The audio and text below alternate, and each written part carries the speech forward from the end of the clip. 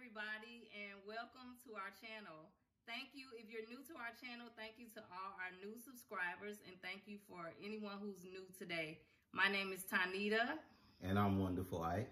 And we are the Smith's Hustle. Today, we're going to be talking to you about LRA, how to purchase LRA properties. And some of you may not even know what that is, but stay tuned.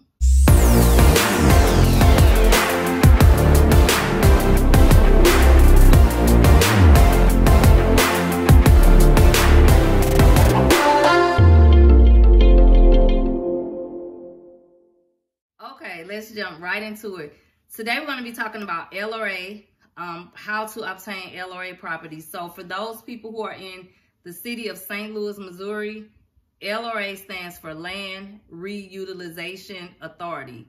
In other cities and states, it may be called something else, but for the most part, it is areas that the city has obtained properties, maybe that were lost to taxes or for a variety of reasons, but they're city-owned properties that are sold at low prices to revitalize the city. So if you have areas that are kind of, maybe they've gone down or the property have depreciated, they try to, or you see a lot of properties that may be boarded up. The city has taken these properties and they're selling them in hopes of bringing that area back up or appreciating the properties that are still there for the homeowners that are still there. So LRA, I guess I'm gonna do most of the talking in this video, whatever. So LRA properties, if you're in the city of St. Louis, can be obtained on a website. You can see the list of those properties, or you can go down to the, where's the building? What's the name of the building? I believe the address is 1520 Market Street. Okay, so 1520 Market Street, you can go there to get a list, or you can go on www.stlouis-mo for Missouri.gov. And you can see those properties. So I may be looking at my notes a little bit, but the first thing that you want to do is you want to take a look. Like if you're going through the neighborhood or you looking on the list, you want to make sure if you see something or several properties that you're interested in, you want to make sure you go and scout out those properties in the neighborhood. So you want to drive through, and it's a good idea to be familiar with those neighborhoods. That's just my thought on it. What do you think? Yeah, absolutely. I think you should know the neighborhoods you want to buy in. You know what I'm saying? It's because it's not LRA properties. They all over the city. So it could be in a good neighborhood. It can be in a bad neighborhood. So you just need to know your surrounding areas of where you want to buy it. Okay, so then once you do that, and say you find 1, 2, 3, or how many ever properties that you may be interested in seeing, you have to schedule a viewing to be able to see those properties, because many of them are boarded up. They may have a lock on them, or you know, it's different ways. They usually don't have a lock box.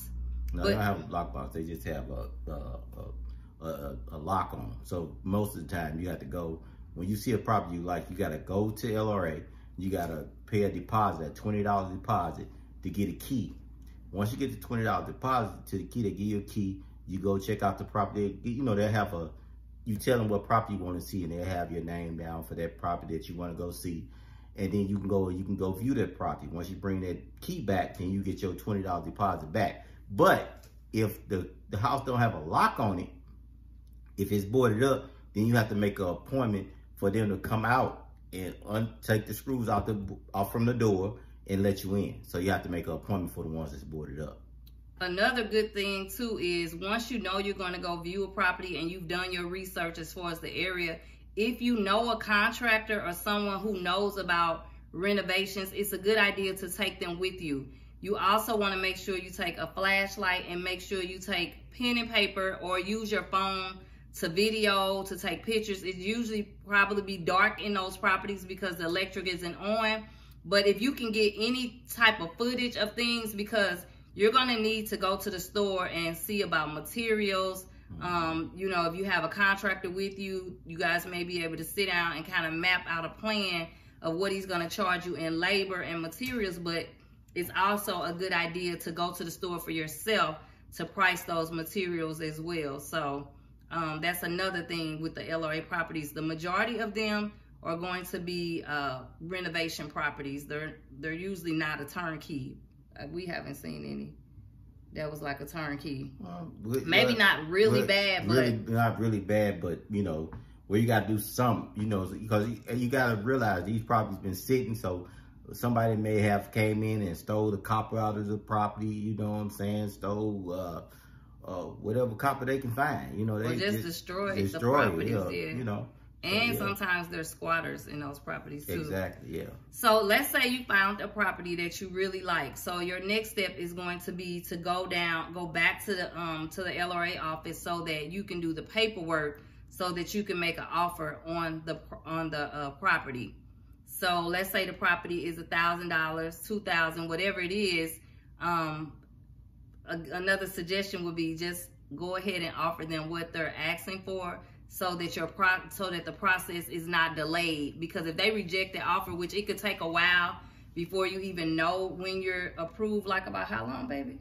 It takes 30 days. They meet once a month. But the thing is, once they meet once a month, they want you to have all your paperwork ready before they even call themselves accepting you. So, you know, just because the property $1,000, they still want to make sure that they want to see your, you know, proof of funds in your bank account to make sure that you can afford to put that property back together. So say, for instance, if it need a roof, they want to make sure you can put that roof back. They want to make sure if it need new windows, you can put the windows in. So they want you to itemize the paperwork for them to let them know what you got in your bank that you can afford to pay for this house to get it back up to standards, get it back up to par. So you're going to be showing proof of funds. So as a part of the paperwork process that he's referring to, you have to lay it out for them exactly what your plans are for renovating and how much you're projecting that each of those things are. And you have to list it for them along with your total. And then whatever that total is, your bank account statements need to show that you have the money to cover that. And it's a good idea to have more than that in the bank for incidentals, or, you know, for a cushion. You always want a little cushion. Yeah. So, what else? Bank statements. So once you're approved, then it's really a matter of them scheduling a closing, which goes pretty fast. Absolutely. Once you're approved, you'll get a phone call about, we didn't get a letter, right? We get a phone call. You get a letter. Okay, so a letter letting you know you was approved, and then you can call to see when they can set up schedule you for a closing of the property. And once you set that up, they'll let you know exactly how much you need to bring in the form of a cashier's check, if you need to have more than one cashier's check, or exactly what documents you need to bring on the day of closing. They will let you know, and then you'll close on the property, and then you're set to go. But once you get the property, they give you a total of 18 months. So you have 18 months to renovate that property. So you can't just be buying up a bunch of properties because they're cheap and then you just sit on them or don't plan to do anything with them. Because you have to prove to them. So you got to prove to them, once you get the first property from LRA, you got to have the inspection. When you get that inspection, you got to bring that inspection sheet to let them know that it passed St. Louis City inspection. Otherwise, you cannot purchase another LRA property.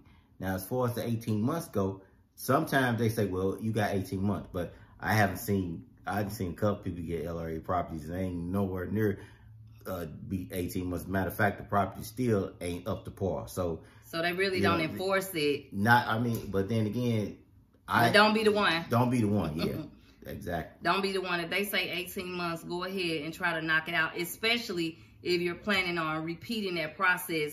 Knock it out so that way you have no issues with purchasing another one. Yeah. And you'll be able to show them the proof of whatever it is that they're asking for. They want to definitely know the proof, because they're gonna come, they're gonna do a drive-by, they're gonna take a couple of snapshots, take a couple pictures of the outside, you know, to make sure you did what you're supposed to do before you purchase another LRA property. So I'll put the website up for the LRA and any other links that I think we need to include with this video. And hopefully that helped someone who's interested in LRA properties or interested in purchasing a cash property that they can purchase for low, and that they're willing to get in there and renovate, or you have contractors to get it up to par for you. The other thing that I want to mention before we go is check out our sweatshirts. So we have a boutique called Fashion Remix. I'll put the link. We have lots of sweatshirts, hoodies, t-shirts, you name it. It's purpose apparel with a twist. But we we have a boutique that carries sweatshirts and t-shirts and things like that. So support. So again, if you guys would just please subscribe, like, and share and hit that bell. Thank you again for watching. See you on the next video. Well, that's what we do, baby. We hustle these homes. Smith Homes, that's what we do. We keep that hustle going. That's what we do, baby.